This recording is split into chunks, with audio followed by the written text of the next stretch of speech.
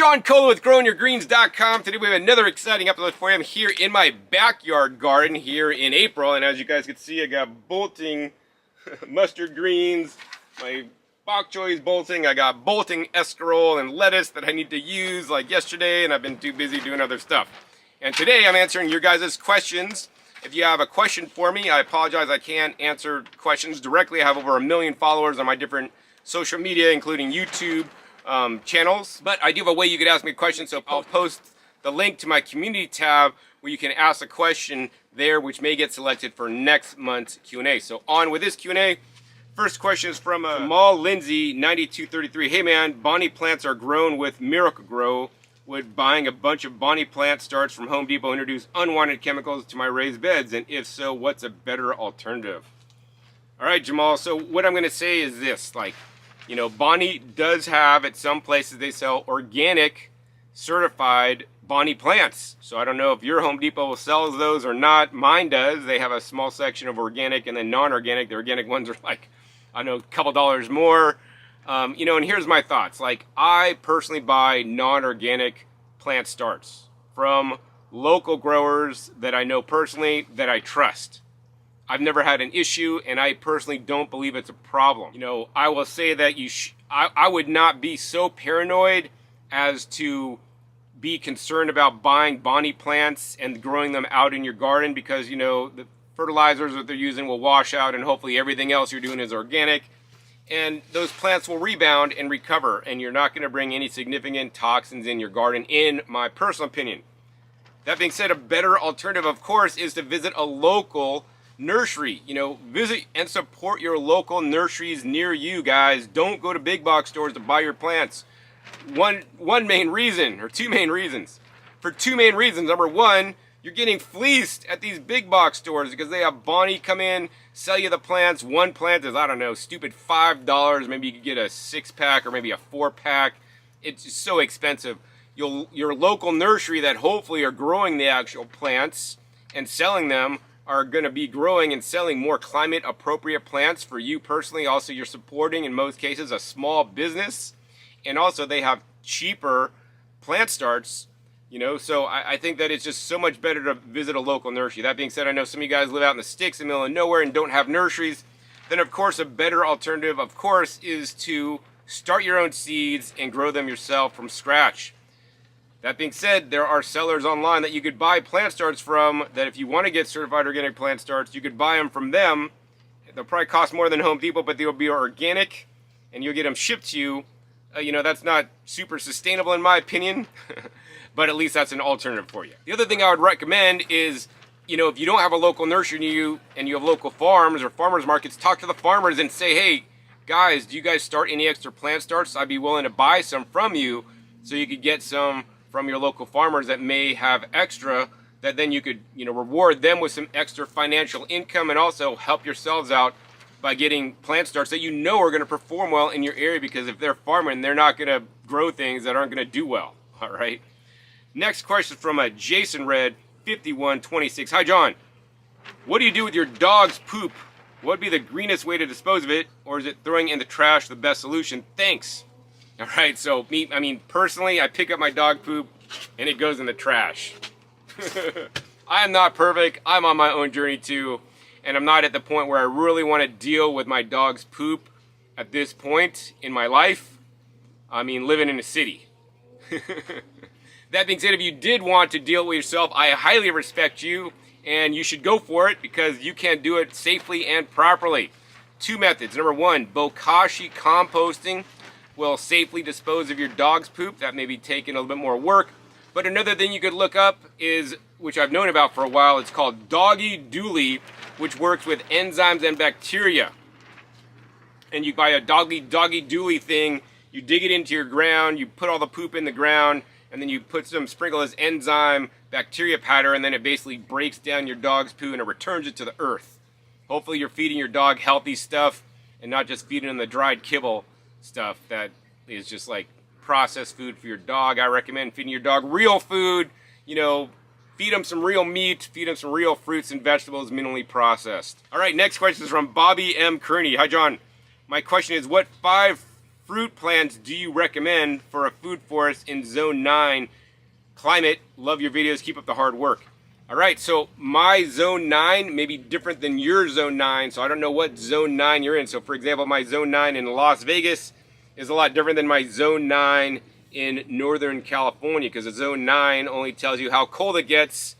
It doesn't tell you how cold it is for how long or how hot it gets. So, you know, if I knew your specific location, my recommendations may change. That being said, ones that generally do well in both locations would be things like persimmons. You know, persimmons grow great in both Zone 9s that I'm aware. You got to make sure you get the right variety. I personally like the chocolate or coffee cake style persimmons that are dark on the inside. Of course, one of my favorites is the pineapple guava. That should perform really well in a Zone 9. You know, there are name varieties, and I just grow some landscape varieties, but they're one of my favorite fruits still to this date. Loquats are very easy to grow, also amazing. I love the evergreen plants for a food forest, so like pineapple guavas and loquats are both evergreen. Of course, the mulberries do really well in both my Zone 9s. I got the long, super long mulberries. There's so many kinds of mulberries. And also, of course, the leaves can be edible. You know, the younger leaves, or maybe make a tea out of them. So that plant is fast growing and can quickly become a weed. So you got to be careful. Of course, I would also recommend other berry plants, you know, that your Zone 9 can afford. So like I really have loved growing raspberries and my thornless blackberries.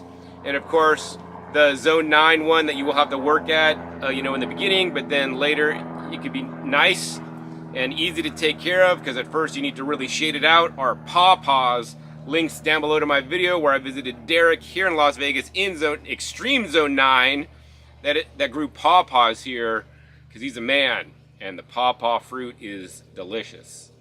You know, otherwise, like if you're in the desert climate, then I might like pull off one of those, and I'd maybe put pomegranates, because pomegranates are a great desert climate food. You know, if you're also in the desert climate, I might also recommend the jujube, or maybe even like, you know, date palms, which, I mean, they're like, date palms are like, don't need a lot of water in general, because they're palms. If you want them to produce, they probably need more water. But also, too, that's a good storage food.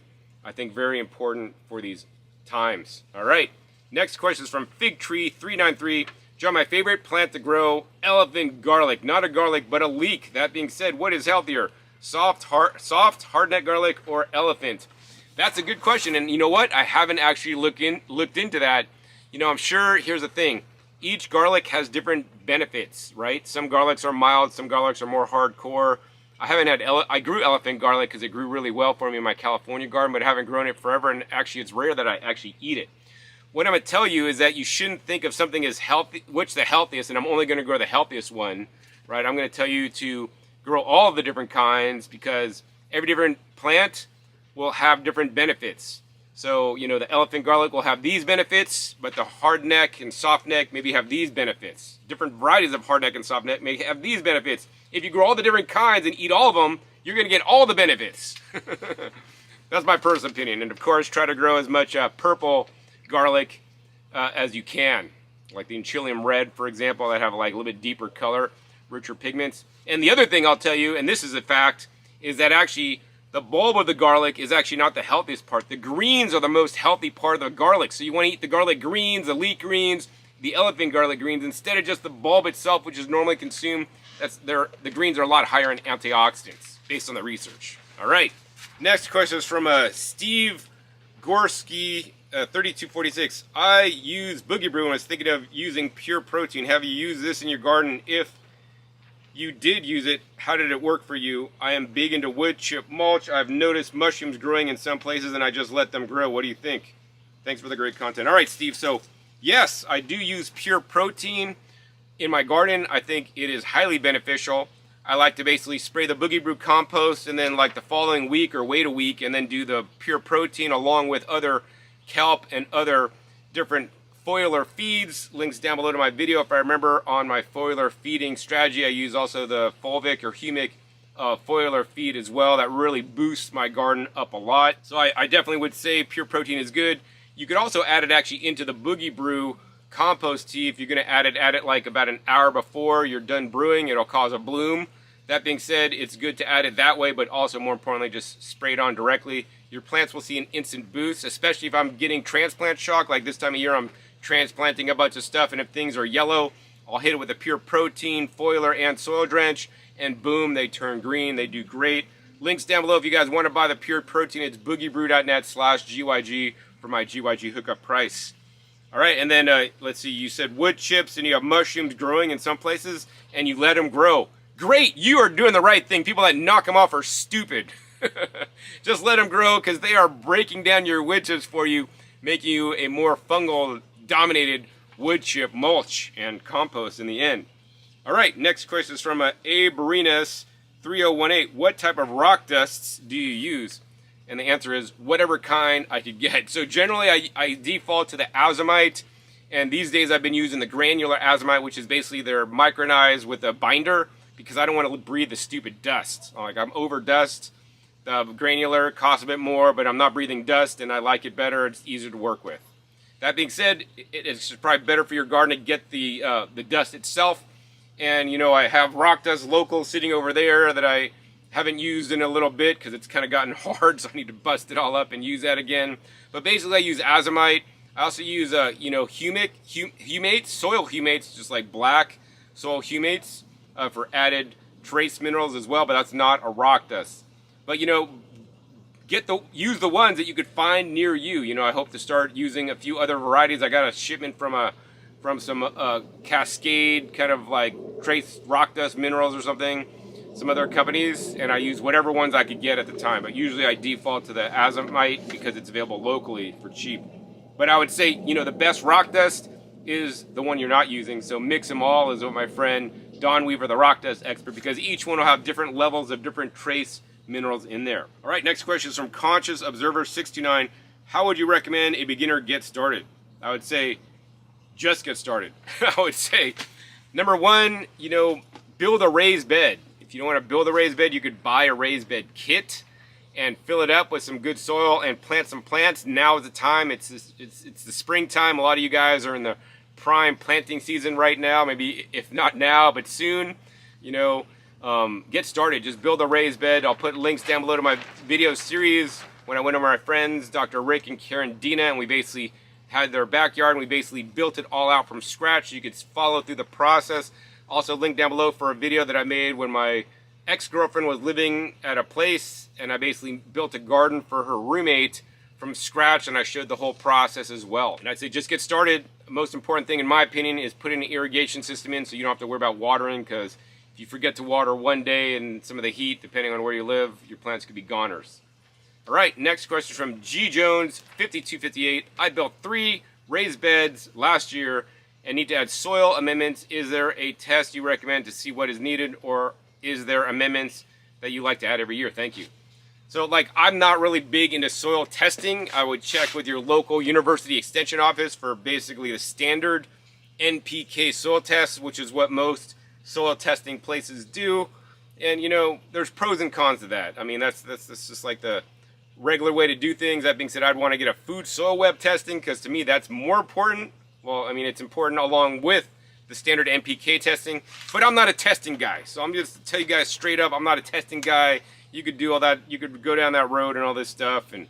But you know, here's the thing. What I add every year to top up my raised beds, because every year they kind of sink down a little bit, I basically add compost, worm castings, rock dust, soil humates, and then any other kind of ingredients I could get like locally. So I've been putting in some insect frass because I get bulk insect frass for cheap, and homemade compost. I try to always get some fungal dominated compost, you know, using like some forest floor humus products in smaller amounts, maybe some potting soil mixed up, and I reuse some of my old pots that have gone fallow. I'll just mix those into my bed mix, and then I'll just top my beds with it.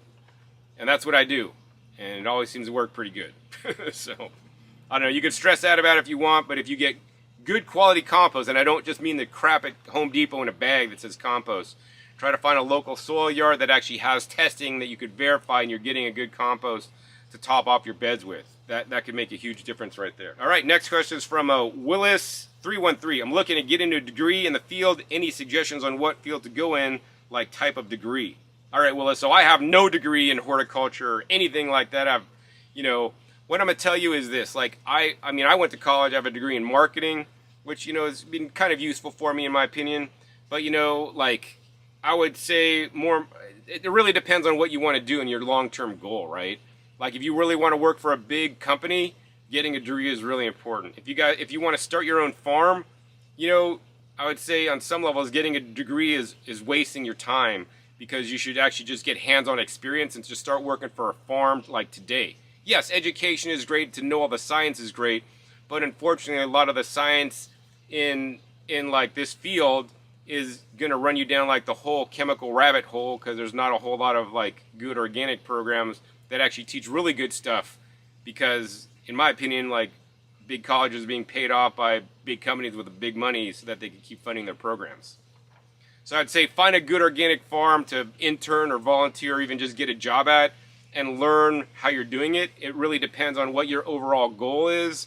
Like, I mean, yeah, I mean, I visited so many people that just learned on their own. Like, you know, the recent Vegas worm farm I visited, he started a worm farm and he learned as he went. And I mean, and he's kicking ass now, right? Making some super high quality worm castings. Linked down below to that. He bought a microscope.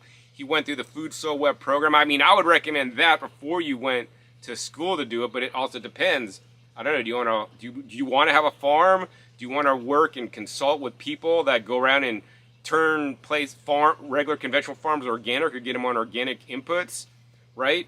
I mean, I would say volunteer intern at some of the places that I've actually interviewed or made videos about, like, what is it, Catalyst, Bio Amendments. Those guys are badass. I don't know. I think that's my personal take on it. Next question is from Ken Bro 2250. Looking for pomegranate tree better than wonderful pomegranates. I'm in the Houston area. Much appreciated, and I appreciate all your info. All right, so I'm not in the Houston area, and I know the biggest repository of pomegranates in the U.S. is actually at Wolfskill. I think it's in Davis, California. You know that you can't really have access to that. That being said, if there's a nursery called Exotica Fruit Tree Nursery, if they're still in business in Vista, California, who have many of the different rare varieties that Wolfskill would have, and they got some crazy varieties down there. And that's where I'd say get your trees, because you get some ultra rare varieties down there. That being said, in commercial trade, there's not that many varieties of pomegranates, and unfortunately, wonderful is like the dominant one, which I would personally never plant a wonderful tree. There's so many other cool trees. So what I would recommend for you is contact the Harris County Master Gardeners. You know, they have likely done basically testing. I know the Master Gardeners here in Clark County in Las Vegas actually have many different pomegranate trees. They have, like, on their demonstration orchard, they have at least a dozen varieties of pomegranates. Some perform better than others, and some are white on the inside, some are pink on the inside, some are more nutritious. Some grow larger fruit, some grow smaller fruit. You know, and some are better adapted to this climate. Some may be better adapted for, you know, where you live in Texas. So yeah, contact the Harris County Master Gardeners for recommendations, and also ask them where to get trees. You could also maybe potentially get cuttings from them to start your own trees up. And then the other thing is they also have a tree sale every year where they may be able to source you some of the trees, or they would know better where to get the exact trees for your specific area, because I'm not familiar. All right, next question is from Chris Porter 449. I live on the east side of Big Island in Puna. I don't have hardly any dirt at all. It's almost all lava. What's the fastest way to make dirt? A lot of dirt as fast as possible. All right. So first I would say I visited a really cool farm in the Puna district. Links down below. I think they're in Hawaiian Acres, Park or Paradise Park or something. And like they were growing, I mean, most of their stuff was lava, but they were growing in cracks and things and doing pretty good at it, right? Without a lot of soil. But basically to build soil, you need to bring in organic matter. So, I mean, you got to get as much organic matter. I mean, if there's like tree trimmers that just could drop free wood chips or palm chips, I mean, invest in a palm shredder. You could probably find a bunch of palm fronds that you could shred up, but palm shredders are quite expensive. But basically, you just need to bring in organic matter and start composting it, because you are there in Hawaii with nice weather year-round and it rains so much, things will break down fast. But you need to just start bringing in organic matter. Any organic matter you could get get farm waste, get yard waste, you know, go to juice bars and collect all their juice pulp that nobody wants to take. You could take that and compost it yourself to create organic matter. All right, next question is from Zoel 9822. I want to add some topsoil to my soil mix for a new raised bed garden, but my backyard currently only has really clay-like dirt. What is a good way to get good local topsoil? I'm in Las Vegas, Nevada, so I don't know that much of our topsoil is all that great. So I mean, personally, topsoil, that's a big problem here in Las Vegas because everything's been bulldozed and construction. So is the topsoil on the top of your soil really topsoil, or is it just basically below grade that's been bulldozed? You know, I'm definitely not the expert on soils. What I'll say is that when I dug up some of my garden, I basically will sift that out and then add that to stuff. To me, that looks like sand. So if you're in Vegas, have a lot of clay, I think that's congratulations, because that's probably pretty cool. That being said, topsoil, I would just be wary of just going online and finding free topsoil. You know, I would recommend contacting a soil yard like the guys over at Viragrow in North Las Vegas and ask them, because I'm not familiar. You know, I think there are benefits to adding a percentage of topsoil in with your native soil. I mean, I guess the best way to get topsoil is to go like to undisturbed places, like maybe the Spring Mountains, but probably removing anything from a national forest is probably illegal.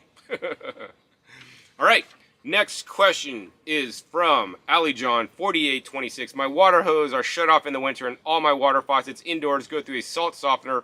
I have an RO system. Should I use CalMag iron supplement or an alternative for watering indoor plants, or can I use ocean solutions?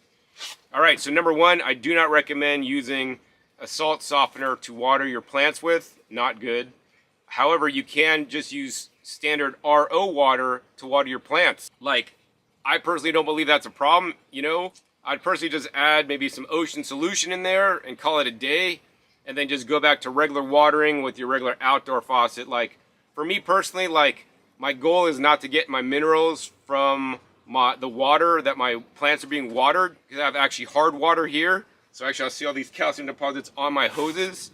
I personally don't think that's a big deal to go like a season with RO water. And in some ways it can be beneficial. So like flushing my system like with RO water would probably be great, because it would actually remove some of the calcium buildup crap. So I don't know, that's what I'd say. I'd say contact your master gardeners for a more intricate, detailed answer. All right, last question is from Grow Big TV with Joe and Corky. Hi, John. Would love to have you on the Grow Big TV to go over so much stuff and talk about Boogie Brew, and hope to have him on the same time. Let me know if you have any interest. All right, Grow Big TV with Joe and Corky. Yes, I'm always love to be on different podcasts or be interviewed. Be sure to contact me through the DM on Instagram at Growing Your Greens. All right, so that's it for today's Q&A. If you guys enjoyed this Q&A session, please be sure to give this a big thumbs up. More importantly, share this with other organic gardeners you believe it could help. Also, be sure to click the subscribe button right down below so you don't miss out on my new and upcoming videos I have coming out every 5 to 7 days. You never know where I'll show up or what I'll be sharing with you guys on my channel. I have some really cool videos coming up that I've been stockpiling lately. Make sure you click the little bell to get notified as my new videos come out. And finally, be sure to check out my past episodes. Past episodes are a wealth of knowledge. Over 1,600 episodes at this time on this channel dedicated to sharing with you guys how to grow your own organic food at home. Links down below in the description to some of the videos that I have referenced in this episode itself. So with that, my name is John Kohler with growingyourgreens.com. We'll see you next time, and until then, remember, keep on growing.